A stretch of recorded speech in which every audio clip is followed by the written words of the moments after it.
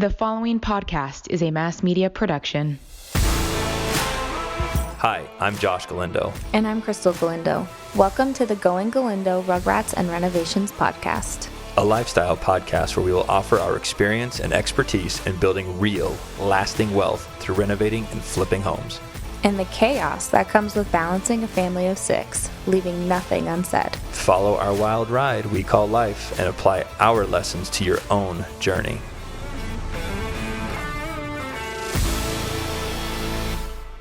Good morning, honey. Good morning. How are you? I'm great. How are you? I am very good, thank you. How was the kid event this morning? The obstacle roundabout. So we're going off. to Cabo tomorrow. Mm-hmm. And we leave at 6 a.m. Yes. And what did you have to do last night to prepare to have 4 human beings taken care of? Pack all of for a their, week. I packed all of their stuff, and my stuff is still not packed to go. At least our priorities are right. Yeah. That's good. Yeah. So who's watching the kids and how are we pulling that off? It's a combination. Your mom, my sister, and my mom and dad. All right. Yeah. How long are we gone for? 5 days. We get back Saturday or Sunday? Sunday. Don't worry, babe. I got your life taken care of. I'm just focused on what I've got to work on until we leave. Dang, that's a long time. Is that the longest we've been gone? I mean, outside of like Thailand? Yeah, probably. I think so. Well, shout out to Kiki, Guppy, Gigi, and Brandy. Yes. That's Krystal's parents. That's our village. Yeah. It takes a village to raise these kids. Yeah. No doubt.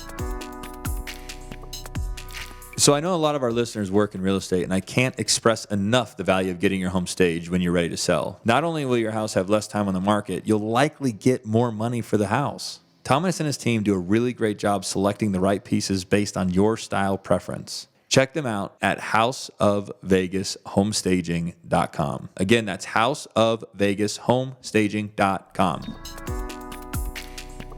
All right, cool. Well, today, what did I do? So we switched up where we're recording, so I didn't want to, and I'm going out of town tomorrow. So I didn't want to push myself too hard because I pushed myself really hard yesterday, and I felt like I might have almost got sick. And so I said, I'm not going to go to the gym today. Just going to relax, sleep in a little bit, which sleep in for me is like 7:30. And then clean up the house so that I can impress our guests. I know, when you're they walk very in. excited for this guest today. I was excited. That's why you really didn't go to the gym. You're just The house excited. has to be perfect. And what he doesn't realize is that the cleaner came yesterday. Yeah. So it doesn't always look like this. So picking up was like picking up your shoes, your sweater. That's right. I'm Anyway, just kidding. all right. Without further ado, babe, go ahead and introduce our very special guest today. the very special guest that we have today is the real Nick Marietta. Go ahead, Nick. Hi, Nick. Good morning. Hi guys, how are we? Very good. Good. How are you? Ready to get to business. You know me. What time did you wake up this morning? I slept until 5:30 because That's a sleep in? Yeah, I wanted my mind right today, Yeah. and I needed the extra energy for this because this is going to be a good podcast. I agree. Yes, There's I a lot of agree. value sitting here. Cool. Well, thank you very much for being here. Thank you. I agree. I think we're both really experienced people in our fields, and I'm really excited to share what I almost collaborate and then have the viewers just hear it. I think it'll be really fun. Yeah. So we have some questions. I'm going to let Krystal. Well, yeah, I was going to say, because I don't really know how you guys started working together. So why don't we just start with Nick telling us how you guys started working together and then a little bit about his background for the listeners. Okay. Do you want to go first? Or you want me to go first? Because I reached out to you. I got to give a quick 30 seconds on that. So the funny thing is me and Josh were basically competitors for like 8 years, didn't talk to each other, never met each other. That's what I remember it being. And then he was like, I'm going to work with Nick. I'm like, wait, what? Yeah, like literally I've been in meetings with investors and he walks in one side of the room and I'm in the other and he just stares at me and I stare at him and I leave or he leaves. Been there, done it. Were And you guys looking at each other's heads like who has the shinier bald head? I think we were just too curious of each other, to be honest. It was just one of those things we didn't know how to break the ice. Yeah. I don't disagree. But it all started when he reached out to one of the investors I'd done 725 remodels for at the time, Guy Rivet, and it was some new granite that I'd brought to town. And he's like, hey, can I buy some of that from you? And we just hit it off after we started talking, and that was where it all started. That's very interesting. Isn't that funny? Yeah. What's always funny is seeing if the two when a question's asked, if the stories or the answers are going to be similar. Yeah, because there's 3 versions to every story: your Right. story, his story, and what actually happened. And that was also my understanding. I was on Instagram and I follow Guy, and I saw this stone, and I was like, wow, that stuff actually looks really good. And I know that the cost of quartz is skyrocketing right now, and that appears to be granite. So I would be comfortable using that granite in the homes. So I asked Guy, where did you get this? And I think Guy put us on a group text. Yeah, he put us on a group text. You were going to try to buy some from me, and I can't remember if you did or not. But I think I actually... No, you jumped right over, to your credit, you jumped right over and was like, can I just bid your next house? And I was like, shit, yeah. I think it was. Yeah, that's at least how I remembered it went down. And then we met out Emerald Springs First in Spanish Trail. Yep, Yeah. that was. He liked my shower valve and shower glass idea. We're doing it on the next house, actually. Yeah, it was a good idea. So that's how. But I agree with Nick. I've watched Nick produce and attract attention and succeed and do all the above for years. And it was probably more of a shame that we didn't connect sooner. We lost out on a lot, but we're going to make it up. Yeah, we'll be just fine moving forward. So It's probably better you went through some of the bad habit people before you get to him, because then you can actually appreciate that's a his great work. point. All good perspective, right? Like if you don't go through some shitty guys, which I would tell you, I must have gone through every flipping contractor in this town. I had a solid go-to for a long time, but he got himself into some trouble, and then it forced me to try different people. But yeah, no, I would say none were as clean as Nick, as organized as Nick, as efficient as Nick. Yeah, I could tell you my life is much easier working with Nick. Yeah. Well, than the universe works ones. in a great ways, and I'll say that. I don't think I was ready to work with you up until we met. My mind wasn't right. You were in a completely different caliber of mindset in what you were doing than where I was. My life was upside down and things just wasn't right. I don't think our relationship would have lasted if it would have happened sooner. So I think it's a good thing that it happened when it did, and all good deeds always go well, right? Don't get punished. My saying's actually the opposite, but I should be embracing what you're saying and just to Positive mindset. try to manifest that. Yeah.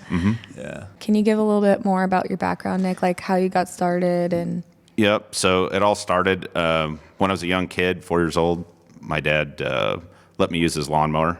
Started mowing all the old ladies. at 4? Yep. Oh my goodness, I can't. I had to pay him $1 a lawn, and he was mad because I was wearing out his $200 lawnmower. You had to pay Dad to borrow the lawnmower. Oh yeah, nothing's free. Go Dad. I know. That's That's awesome. Yep.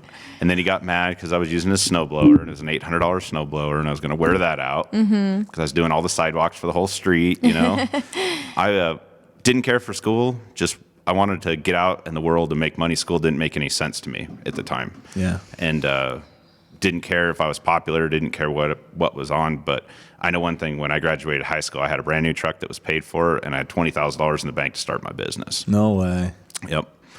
So I'm from a small town in the Midwest, Des Moines, Iowa. Then I bought a bunch of equipment, started a landscape concrete company, financed it for 6 years, and a bunch of repairs started happening at about 3.5 years. I didn't obviously account for repairs on heavy equipment, skid loaders, dump trucks, kind of stuff, bankrupted me. So Like legitimate, but like formal filing? I filed a $378,000 bankruptcy when I was 22 years old. Good for you. Yep, lost it all. And actually moved to Scottsdale, Arizona. Had a U-Haul, brought my right-hand man, Eric Monis, still with me, been with me 21 years, believe it or not. Great guy, That's by the awesome. way. That's He's awesome. amazing. Yeah. Yeah, amazing. Loyal dude. Yep, we had one car, $300, hardly any tools, and there was an ad for framing in Scottsdale, Arizona. So January 6th, 2006, I started Southwestern Custom Construction, and I lived with my mother-in-law at the time, baby on the way, and we literally had $300 for 3 weeks for food for everybody, and that's how I got started in the construction business in the Southwest. Did you actually start form the company, or was Yes. this a thought? Yep. Nope. So you didn't even, so you went from, I guess the reason I asked that question is you would think Nick worked for other people, and then said, okay, I've saved enough money, I'm going to make the leap. And then there's like what you just described, like, no, I had nothing. I wasn't working for anybody. I just made the leap. I've had one W-2 in my entire life at Craig Tool, and I did it to get out of school. And there was a program where you could get out of school at 11 o'clock to go to work, and I would go work 8 hours and run my business after that, and in the mornings and the weekends. And I did that just to get out of school in my senior year. That's the only W-2 outside of my own company that I've ever had in my life. That's an incredible statement. Yeah, that's very impressive. I got to just capitalize on that.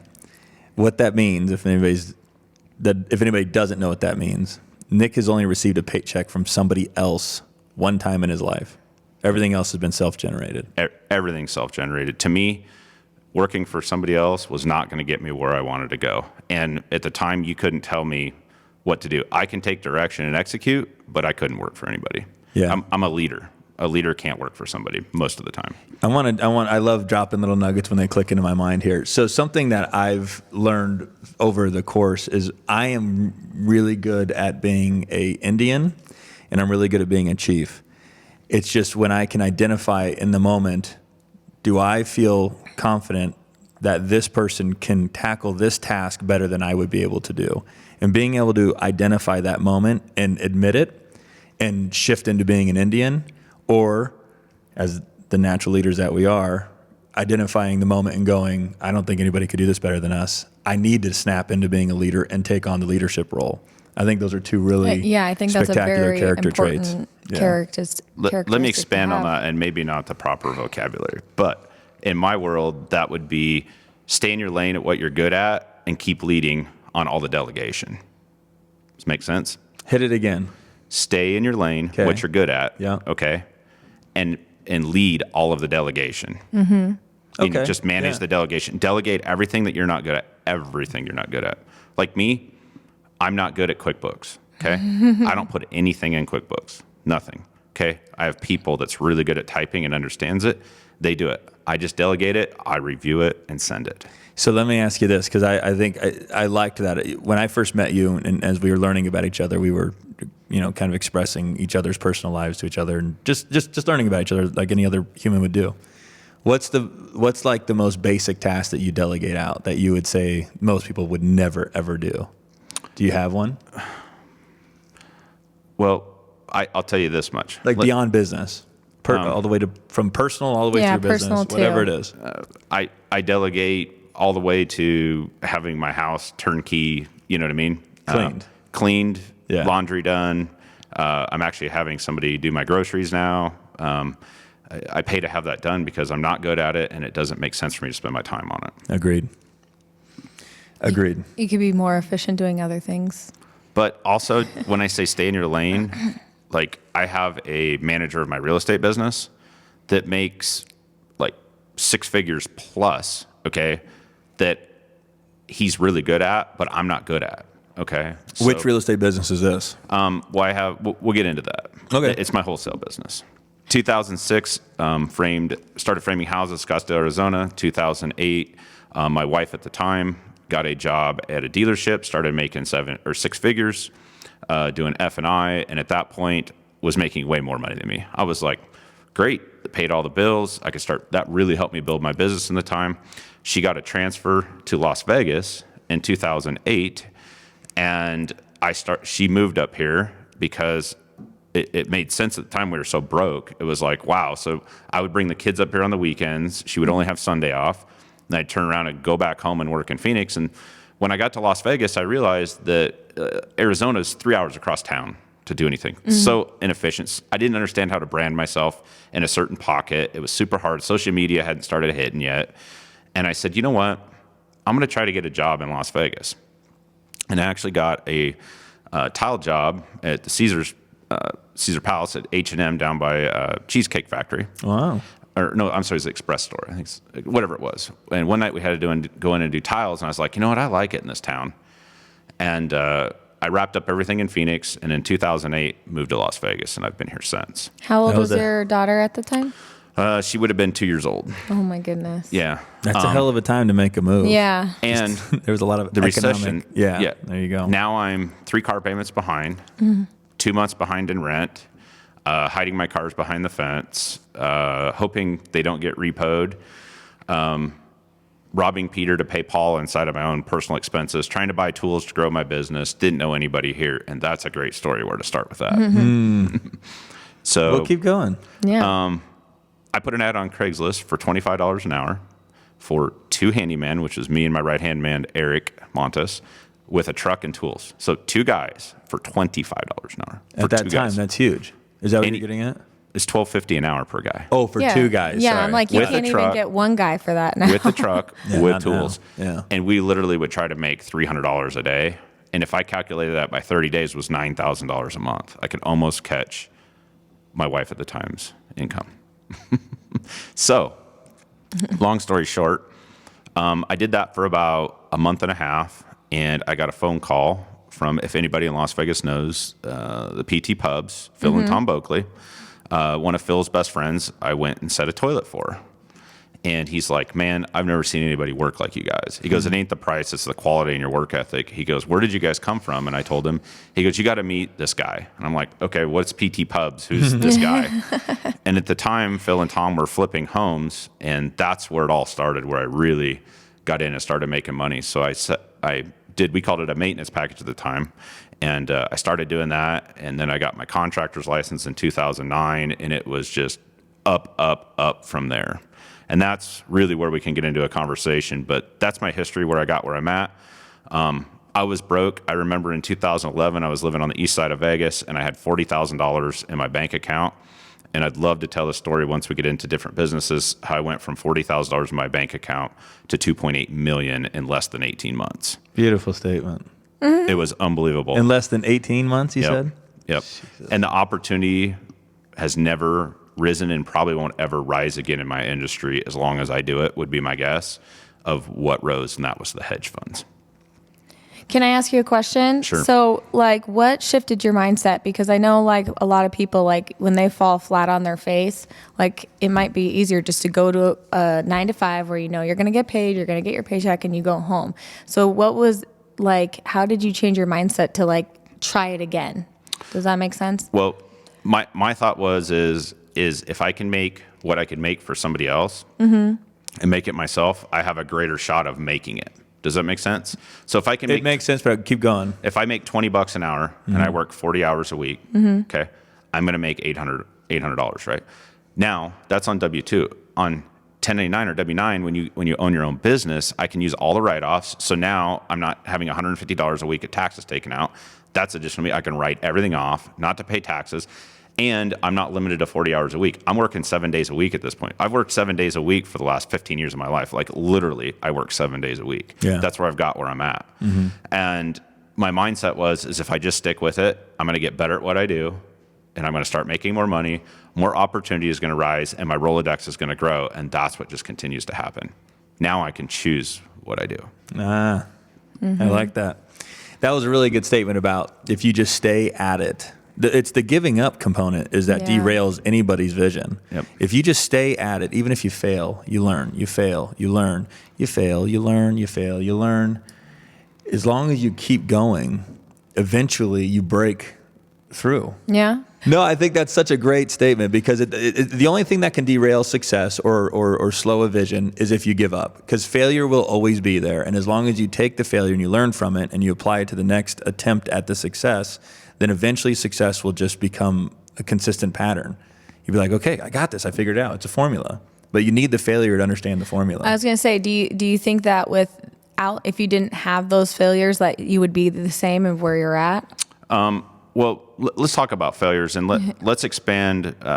Let's back up a little bit, and let me explain where I'm at today and what I do, and then I want to backtrack to when I went from 40,000 to 2.8 million, because Josh has had that point too in his life where, like, 1 big year or 2 years or 3 years, like all of a sudden you look back and here I have X. You know what I mean? No, And it happens very quickly. It's shocking. And I think people need to realize, because where I'm at today, I'm going to share. I'm a very transparent person. And I'm not afraid to tell people what I have and what I'm going to do, because what I do is what I do. They can't take it away from me. So as we're talking about that, okay, the biggest thing I want to explain is today I own 4 Homevestor franchises, okay, and that comes to. And what is that? That's we buy ugly houses, okay. And prior to that, I was buying and I was contracting 200 houses a year, okay. I was wholesaling over 100 of them and flipping 100 of them. And people ask me, why would you sign up with them and pay all their fees and do everything? And it's back to the original statement, is stay in your lane of what you're good at and delegate the rest, okay? Branding is one of the hardest things to do, right? I would agree. So to me today, when I own these franchises, literally I spend money on marketing, I put management in place, and I execute and I collect. So it's really a marketing company that I have passive income off of. I work less than 4 hours a month, okay? And we sell between 30 and 40 houses a month on assignment contract. It's crazy. A month. Our revenue is between $400,000 and $500,000 a month. And I work 4 hours a month. That's the power of staying in your lane and delegation. Now I run my construction company that I work 80 hours a week at and make a third of that. But it's what I'm good at and what I love. So I've bolted on something that now allows me to do what I love, and my mind's right, and I can make that money passively over there in that amount of time. I own my construction company, which is Southwestern Custom Construction. We've got 17 vans on the road right now. We have 47 guys. We self-perform almost everything. We're good at from the outside of the house to the inside of the house. I'm not good at block walls. I'm not good at pools. I'm not good at landscape. I'm not good at new builds. I'm not good at commercial work, whatever. I focus on one thing, and that's remodeling. I also have a mechanical company, which is electrical, plumbing, HVAC. I have that so that I can perform everything legally with licensing. And I also have a Amazon store. I just started a Walmart store that I'm investing in, and I do a little bit of hard money lending. So that's... You guys should see his email signature when he sends an email. It says all of that on there. Well, I guess I Very forgot some impressive. other stuff. Yeah. I also own a brokerage. I forgot about that. Sorry. And a little bit of stocks. But my main gig is the wholesaling houses and the construction. That's my main gig. Fun. Crazy. No. So now what do we do? Do we just dive into all that? Yeah, I mean... Where are we at here on it? So here we made a list. We kind of go candid sometimes because that works well for me. But Nick is so full of information that we wanted to outline what we planned on asking to make sure we got as much out of him as we could. But go ahead and ask what you were going to ask. Well, I was just going to say with that list of... accomplishments. Yes. Yeah. How do you make time for your daughter and your family? Well, that's an interesting thing. Part of my story is I got sick. It was self-induced in 2019. On February 7th, I was admitted to the hospital. I had a hernia, had 120 stitches up through my abdomen. My intestines were popping out of my stomach. Couldn't pass food. I was in the hospital for a week, and I lost like 40 pounds in the 7 days I was in the hospital. And when I did that, before that, I didn't have the right mindset and the right vision on life, spiritually, family, and just my own well-being. I was all business, no fun, wasn't taking care of myself. So I got out of the hospital. When I got out of the hospital, I made a commitment to myself that I'm not going to drink until I lose or eat bad or anything, because I love to drink Bud Light. That's my favorite thing. Who doesn't, right? Yeah. And I made that commitment to myself, and I realized that at my time, my current wife, and I'm not talking bad about her, I have no reason to, we just weren't aligned. We were more friends than we were lovers, and I made a decision to get divorced. When I made that decision to get divorced, I realized that my life wasn't aligned for a healthy lifestyle, meaning with my employees, with my home life, my daughter, it just didn't matter. Spiritually, it was whatnot. So I made a commitment to myself that I was going to lose 60 pounds and get down to 12% body fat. I was 270 pounds.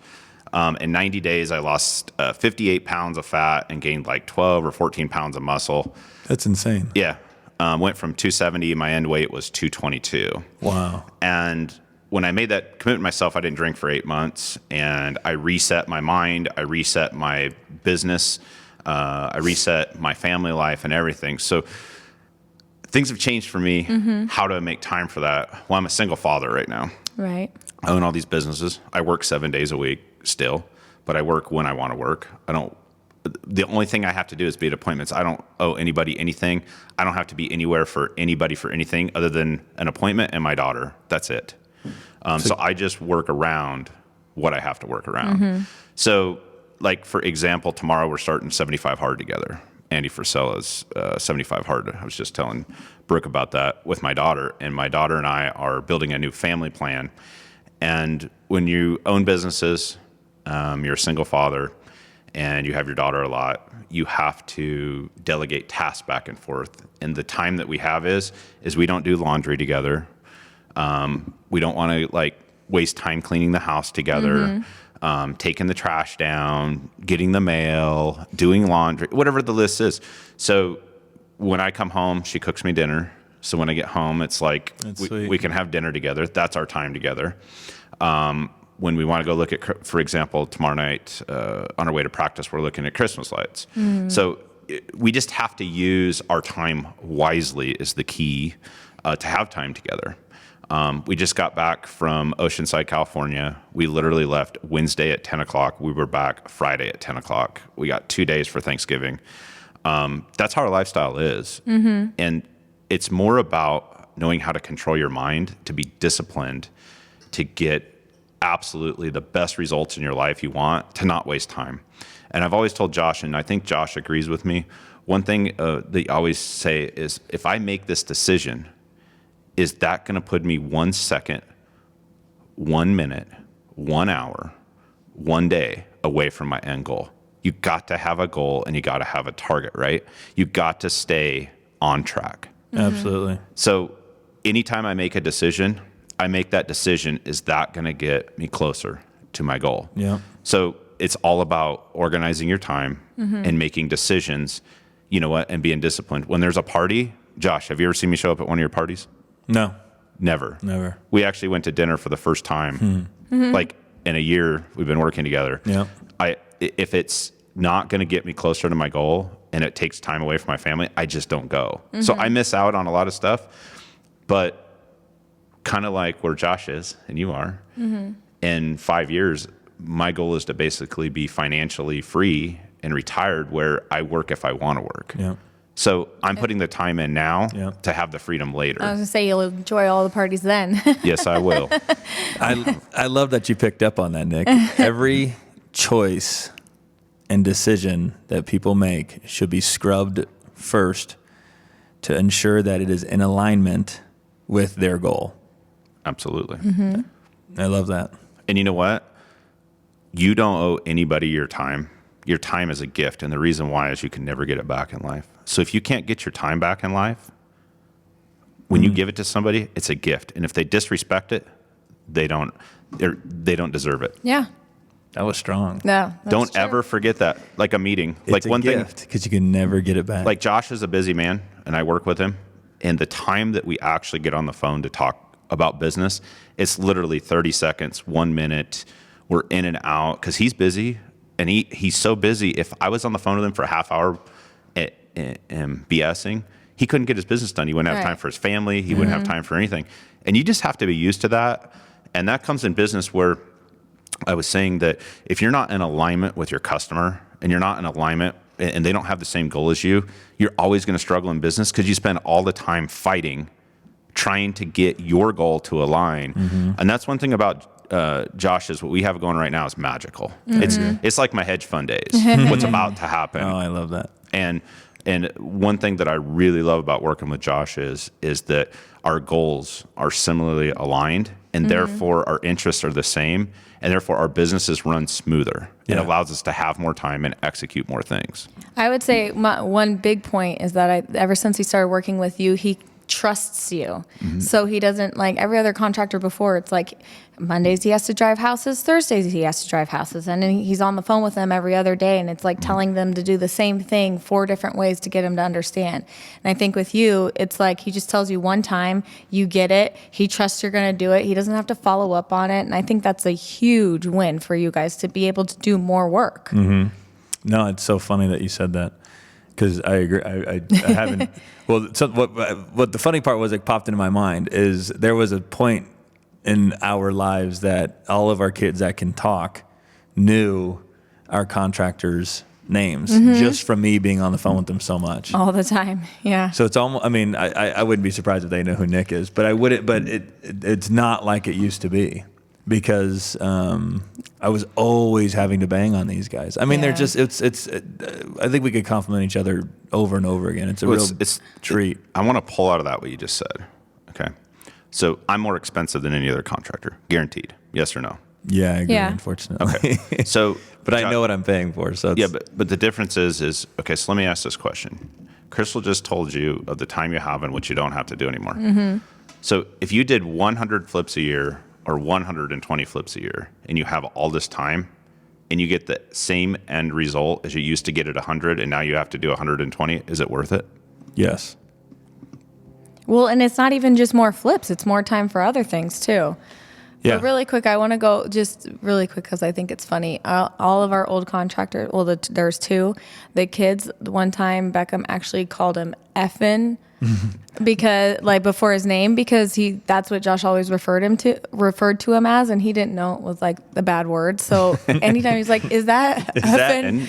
Is that fucking what's his name? Yeah. And I was like, "Oh my gosh!" Because I'd hang up and I'd always be like, "Fucking." Yeah. So-and-so. Yeah. We can cuss on this. There's little E's next to all the podcasts. Let's touch on a subject. So they don't call you that. They just call you Nick. Because you never had to go fucking Nick.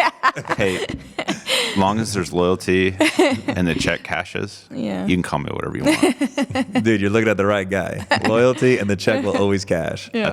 That's a guarantee. Right, babe? Yes, it will.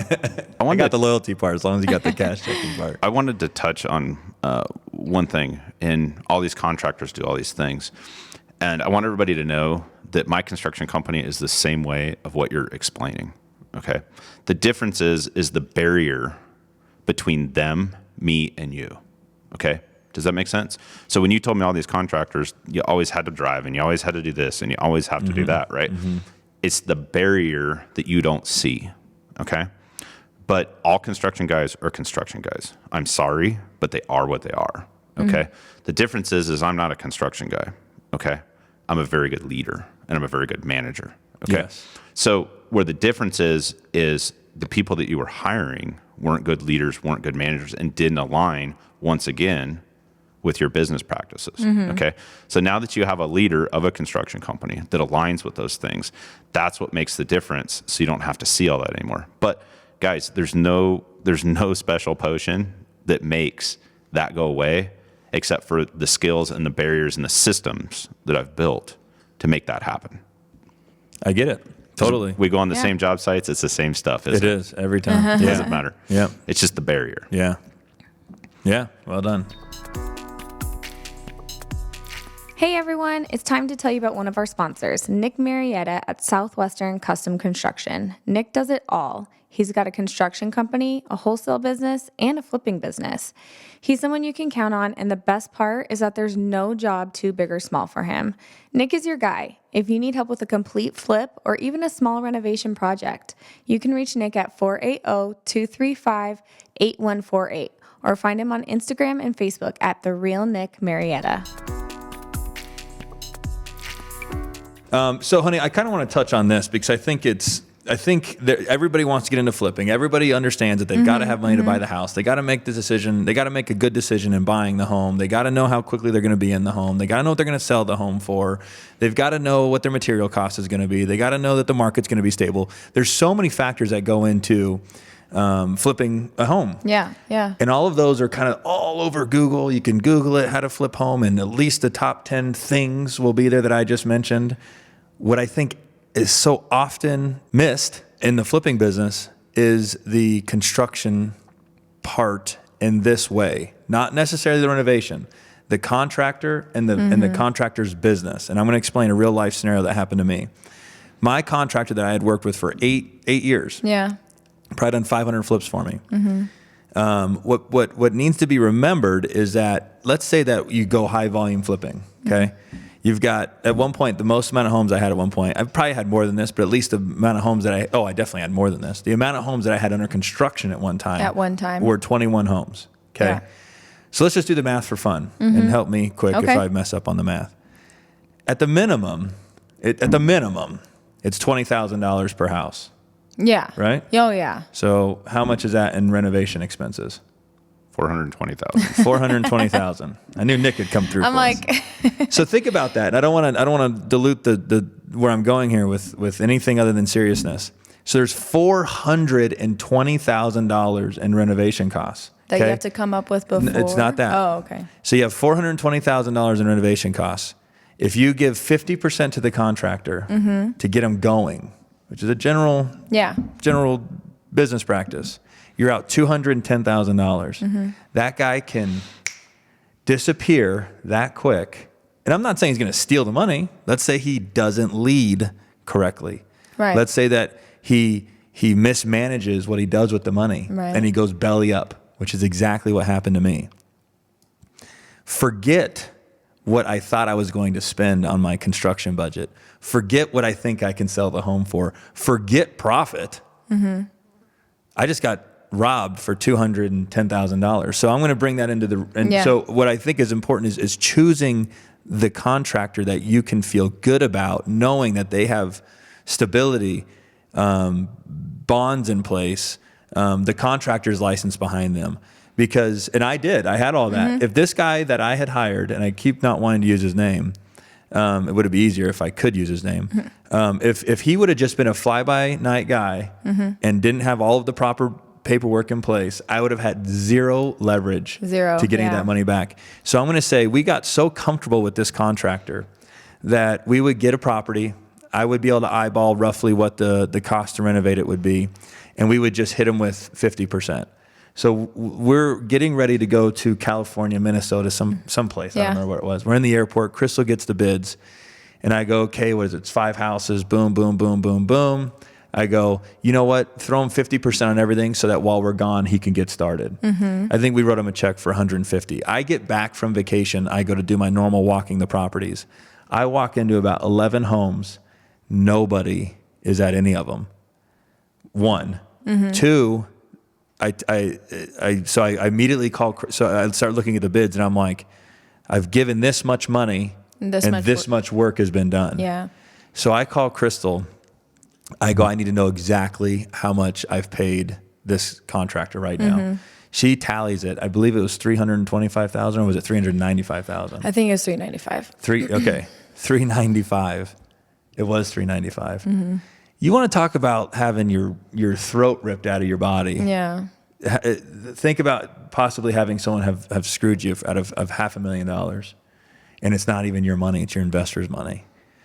Even scarier. Yeah. Okay. So I immediately grab the bids and I go and I start comparing the work that had been done to the amount of money that I had been paid.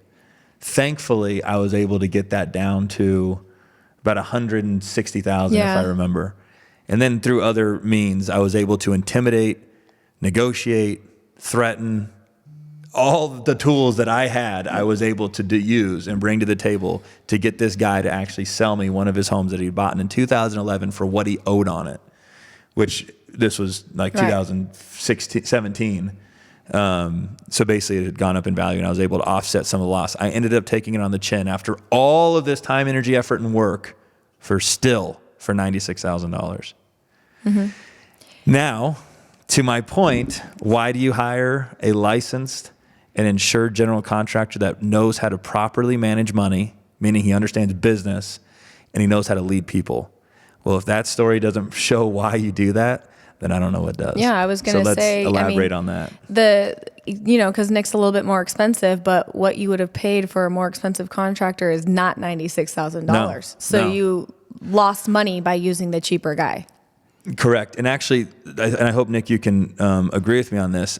I don't want to own any of that loss because that is his responsibility to own that. But what I have learned is that these people that pride themselves on just grinding people into the ground and then celebrating that you've absolutely robbed this guy of what he should be paid for the work, what ends up actually happening is what I felt like may have happened is because I would negotiate with this contractor often. Well, what was happening is he got so out of control because he wasn't making any money per job that he just ended up robbing Peter to pay Paul. So basically, each time that he lost a certain amount of money on a house, he was rolling it to the next. Yeah, with a rolling down it to the payment. next job, and then you negotiate it down. Right, and then I negotiate yeah. down. Yes, there you go. It's just like a Ponzi scheme. At some point, it has to end. It was a Yeah. Ponzi scheme.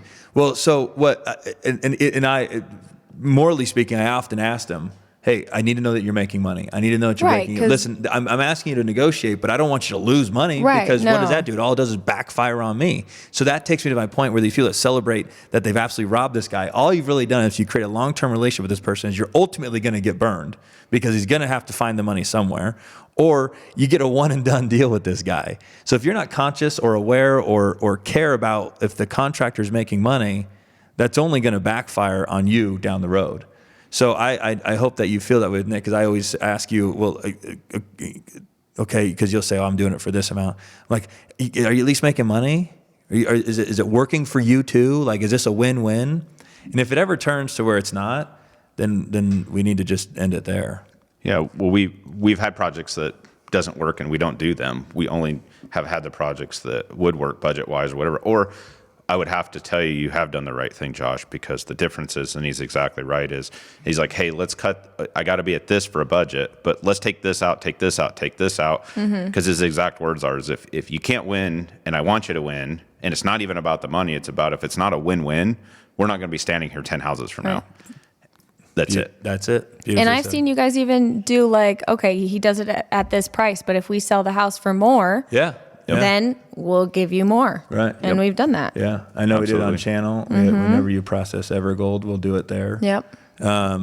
Yeah. So I think that's to your point that you often use is we will always get to the solution if we can communicate it out and brainstorm and get creative. Can we talk about, there's 3 subjects on that I want to hit. I want to talk about people buying properties, where they find the contractor, and how the numbers really work. Okay. I'd love to hear that. I'm actually curious. See, this is where people don't understand business. Okay. Think about this. So I'm a flipper. I'm a wholesaler, meaning flip, I purchase the property, I renovate the property, I sell the property. So I have financing, construction, the whole business. Those are all separate businesses. Okay. My construction business is a business. My flipping company is a business. The lender's a business, right? Wholesaling is the opposite. I put advertising money out. I have staff. I just collect money off of a paper contract. Okay. Where people that are getting into this and run this businesses is they forget that each business has to stand alone. Okay. You can't own, and see, this happens to me, and I learned this, and a lot of people won't learn it because they don't do it. But I can't do my flipping business a favor on my own job and give it a discount because now the construction company is not making money.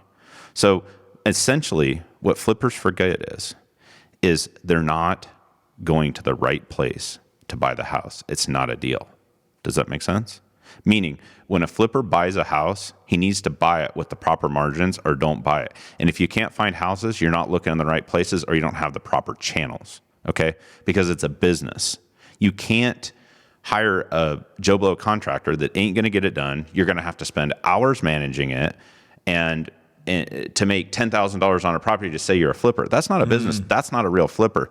And I know people that are that way. Yeah. And that's not a real business. And I'm sorry, but that's not the way business works. And they're not real businessmen and they're not real entrepreneurs. And I'll call them out all day long because that's the truth. Agreed. And at the end of the day, what it comes down to is I have a job right now with new flipper in town. They've done like 3 or 4. It's called Movement Always. Great people. Okay. I met at a house and they're like, I got a bid for $55,000. Okay. And I'm like, well, you're missing this, this, and this. Well, their bid come in at like 62. I'm like, well, mine's 75. And I'm like, but did they add a bathroom? Did they add an additional 2 bedrooms? Were they doing this to the backyard? Blah, blah, blah, blah, blah, blah, blah, right? And they said, wow, if we change this house from a 3-2 to a 5-2 and do these things, now we're going to get 20,000 more and the renovation difference is only 10,000. Besides, I explained to them this business model, and they listened because they're super smart and they're going to do well on this. And one thing that they'd done is they said, just the amount of experience and exposure being around you is worth the money. Let's do it. Agreed. And we do it. And we've just had an absolute wonderful time with them. They're going to do well. We're about 2 weeks away from being done. And that is what a real flipper, remember, they're on number 4 or 5, and awesome people bring us donuts on site, lunch, always calling me saying thank you. You know what I mean? Just really good people. They're going to be super successful because they're running their business right. That's a huge thing about this. So that was the first thing I wanted to talk about. Second thing is, Josh, let me ask you, because I want the audience to hear. Sure. If you had to go to a new town and you were a new flipper, Okay. with your experience, where would you find your contractor?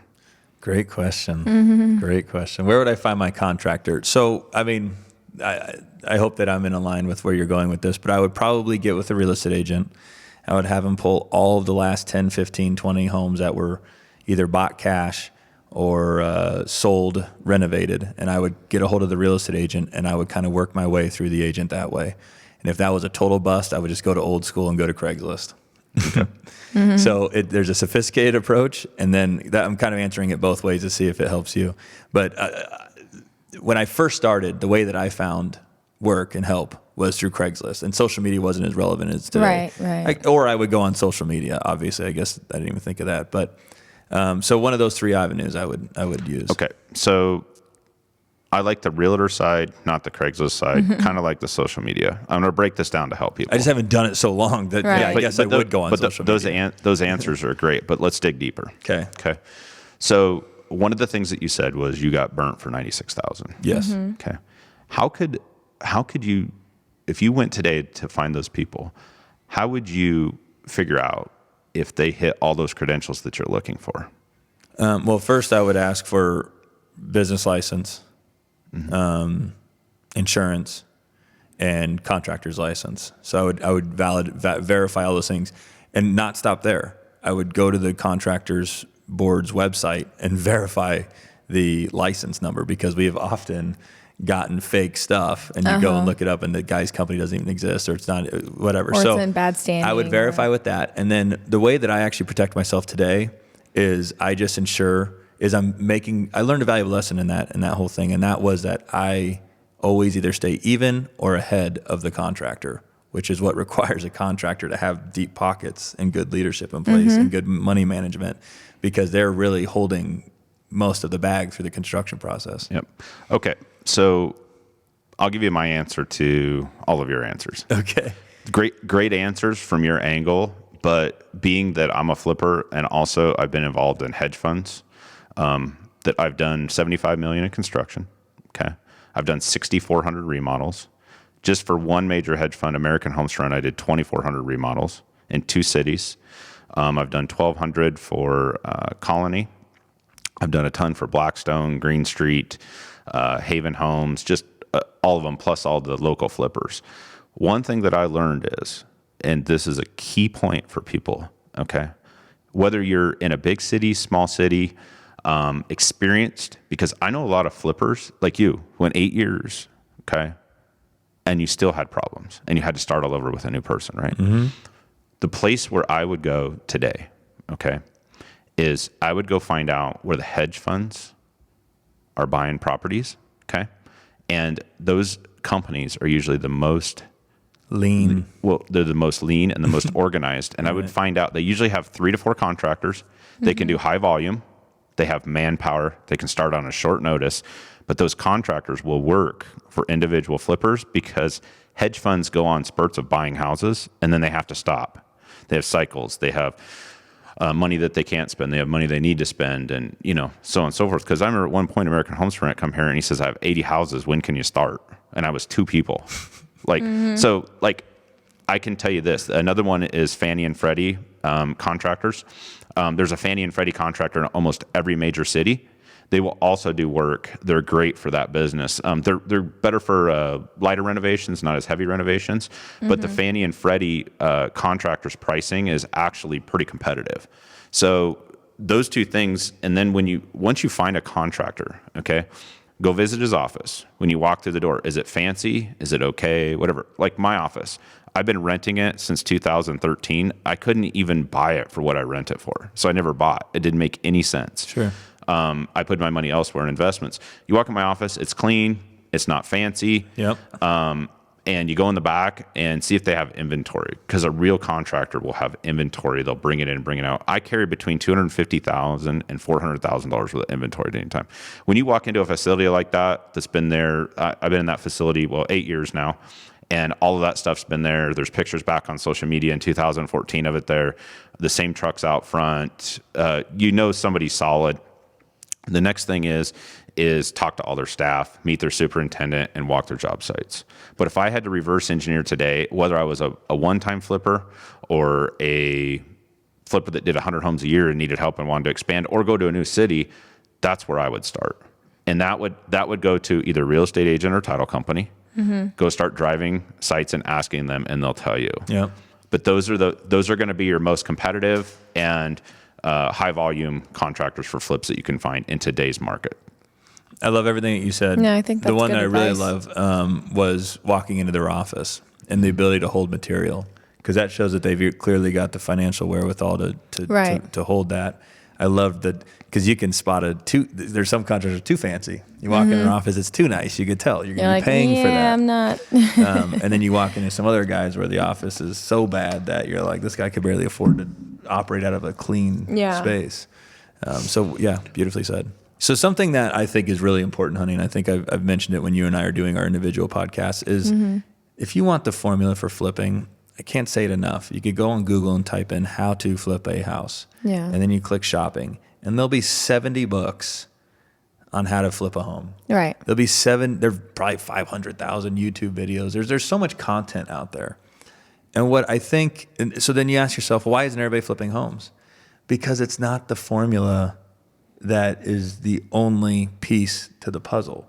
Right. You got to have mindset. Mm-hmm. And that's why I'm a big believer. That's why I don't come on here for 10 episodes and talk about, well, your ROI needs to be this and the mechanics. The mechanics of flipping, because it's everywhere.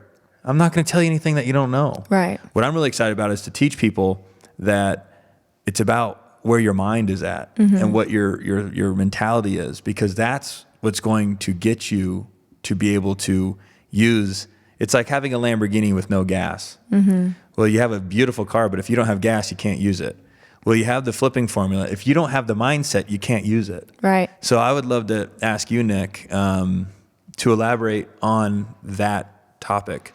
What is your mindset? What should the mindset be?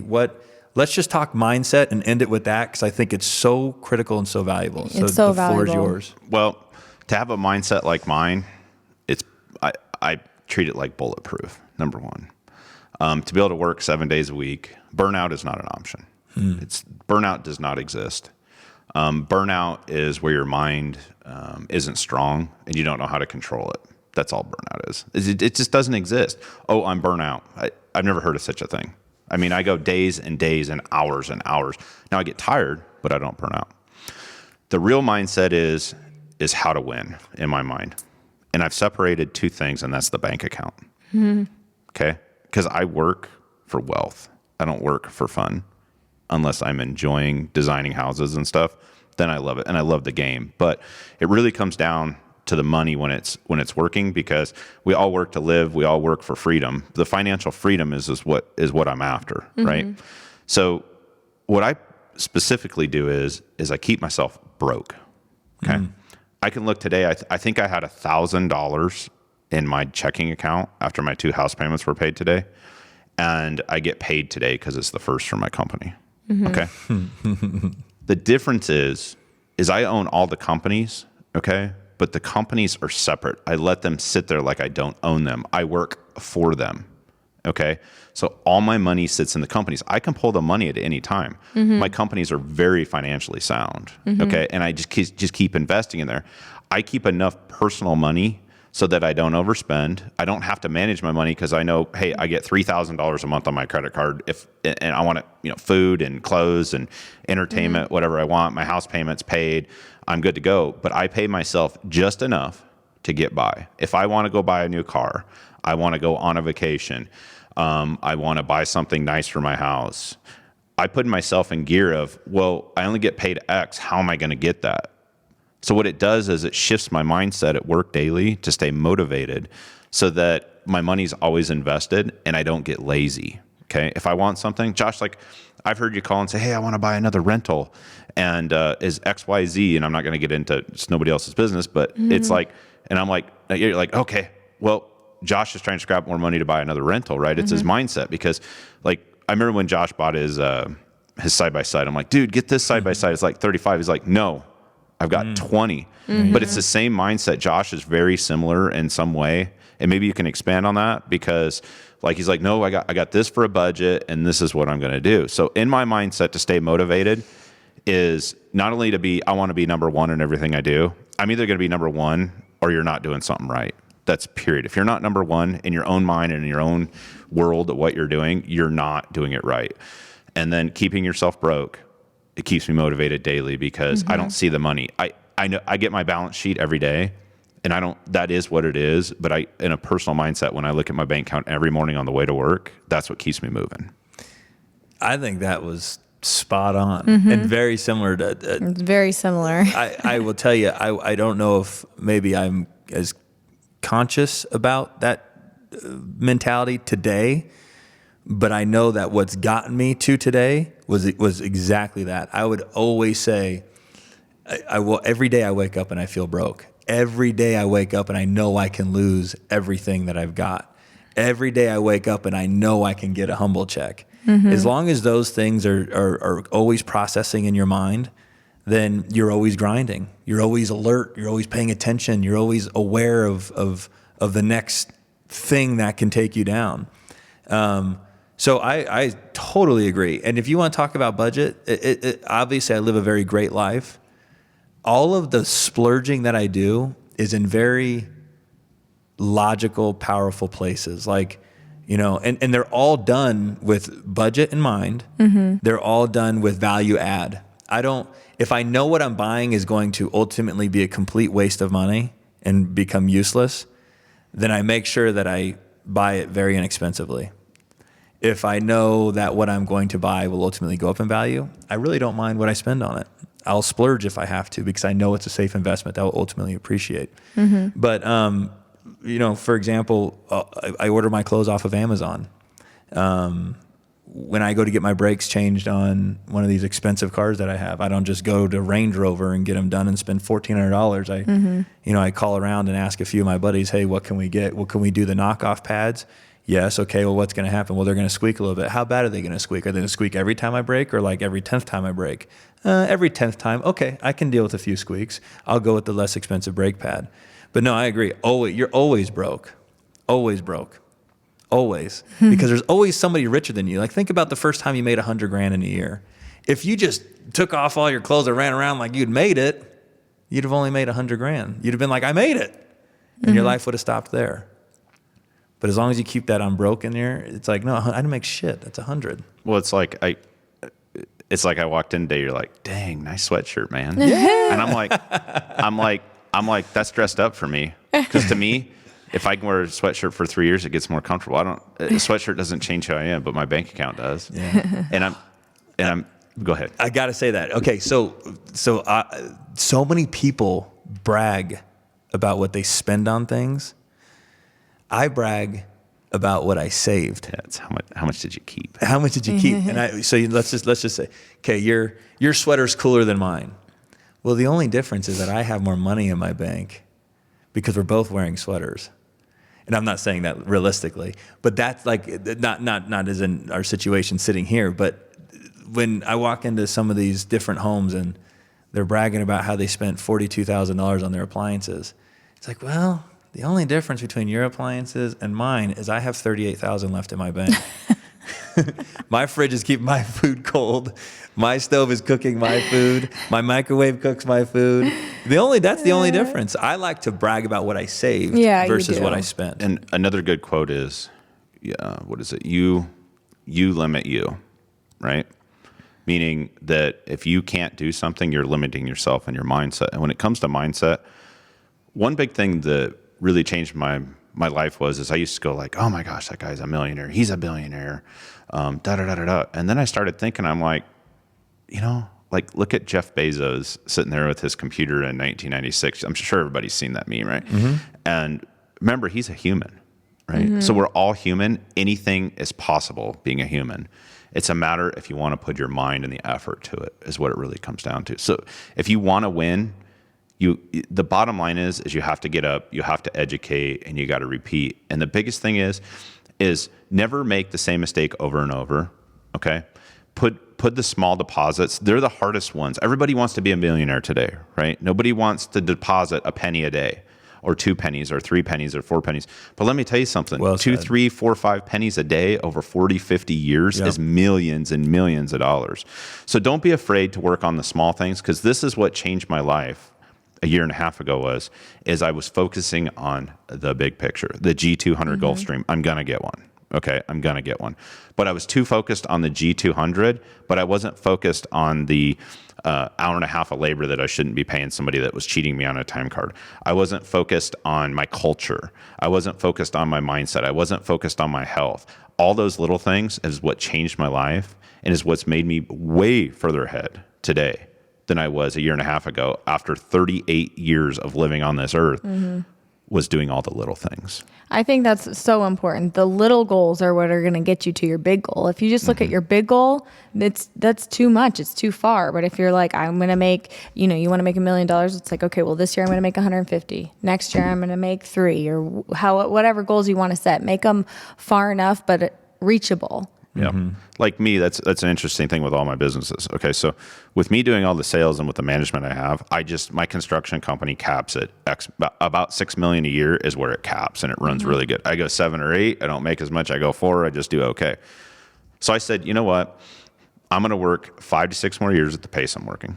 I'm going to stay disciplined. I'm not going to go to the parties. I'm not going to have many vacations. I'm going to spend as much time as I can with my daughter, and I'm just going to put the work in 7 days a week. Doesn't bother me, because I know where I'm going to be in 4 or 5 years, because I know what it pays me. So all I have to do is keep the train on the tracks, refine it, not do the same mistake over and over. It gets easier. I make more money, and I hit my goal. So you also don't have to make more money per year or do more per year. Make it easier and more refined, and make your life easier so that you can sustain that over a period of time to get where you want to go financially. Some people, they think, oh, if I only make $1 million a year, that's not good enough. Hey, look, my income's between $1.5 million and $2 million a year after taxes. That and living expenses is somewhere around $1 million a year. You figure it out. Figure out what that's going to grow to, right?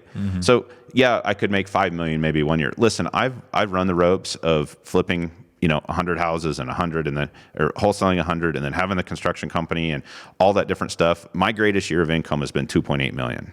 Okay, net profit.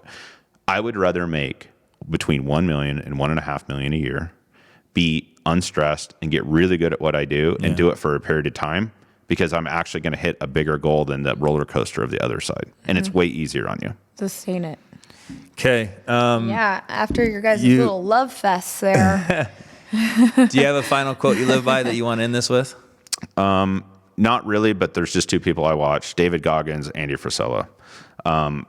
Every morning when I get up, whether it's my workout or on my way to work, I have to watch David Goggins running down the highway here out at Red Rock Country Club. And, he's out for a Sunday run, and he says, stay hard, and then Andy Frisella, be a realist. I'm not too much of a quote man. I'm more of watching those kinds of people succeed. And it's not so much about the quote that makes them succeed, it's their actions that make them succeed.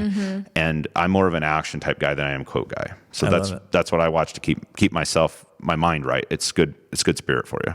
Good.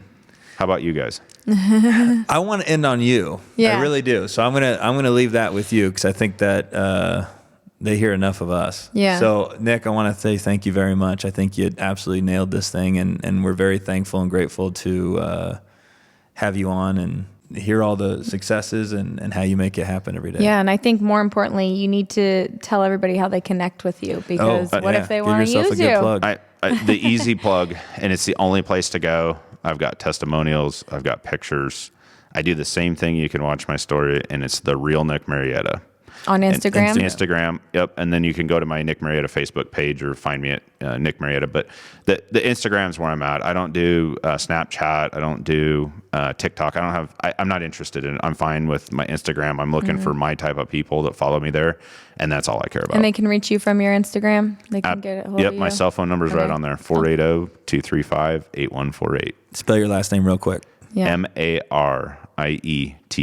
Marietta, Georgia is the easiest way to remember it. There you go. Okay. Fun. Well, thanks again, Nick. Yes, we appreciate thank you. Thank you, guys. All right, brother. Bye. I want to take a minute to recognize one of our podcast sponsors, Battleborn Injury Lawyers. I had a chance to sit down with Matt Hoffman, and he really knows his law, especially for personal injury. He's committed to helping his clients, and he is the one personally meeting with you to make sure you get a fair settlement. Put his number in your phone in case you should ever need it. 702-570-9000. Again, that's 702-570-9000. All right, guys, that's going to do it for today. Thank you so much for listening. If you enjoyed the show, please rate, subscribe, and share our podcast. You can also connect with us on social media or at galindogrouprealestate.com. Until next time, thanks again for listening.